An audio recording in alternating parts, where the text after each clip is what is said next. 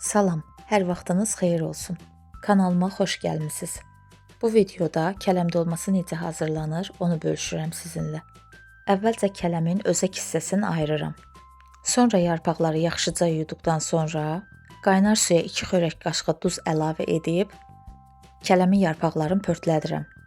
Və gördüyünüz kimi belə bir yarpaqlar alınır, yumşaq.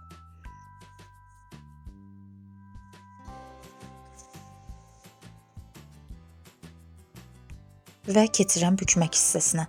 Kələmin ortasındakı zox hissəsini ayırıram ki, bükərkən o bizə mane olmasın.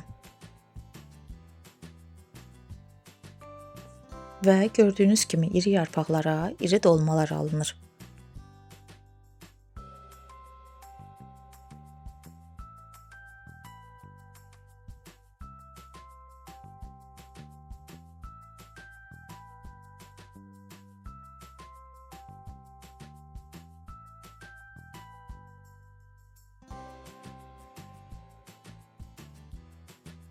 Kiçik yarpaqlara isə kiçik dolmalar bükürəm.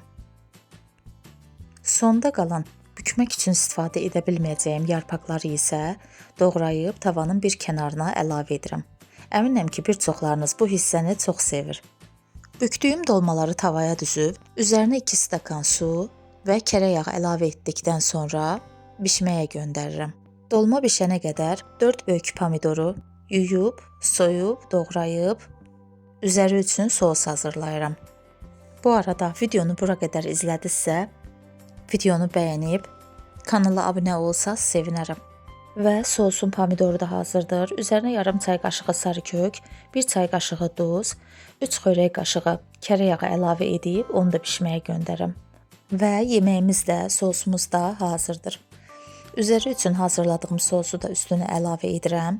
Üzəri üçün ayrıca kişniş də doğramışdım, onu da üzərinə əlavə edirəm.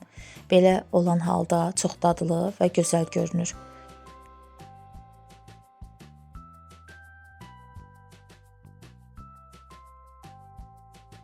Və belə bölürəm ki, içliyində görəsiz ki, içi də necə olub, tam təmiz bişib.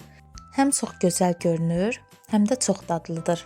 Hər kim hazırlasa, indidən nuş olsun deyirəm. Bura qədər izlədinizsə, videonu bəyənib kanala abunə olsaz sevinərəm. Çox sağ olun.